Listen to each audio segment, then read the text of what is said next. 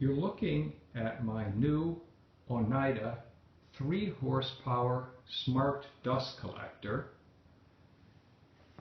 and I'm going to zoom in on the barrel and show you that when I start it up, the barrel is snapping upward on the bottom with a loud clank, and then on slow down it releases and you'll hear the clank again.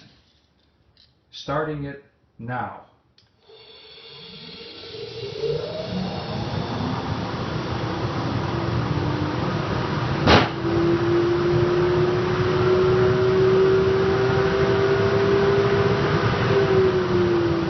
Slowing down now.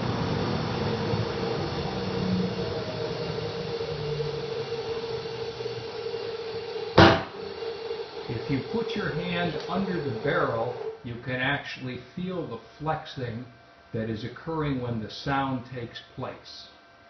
End of video.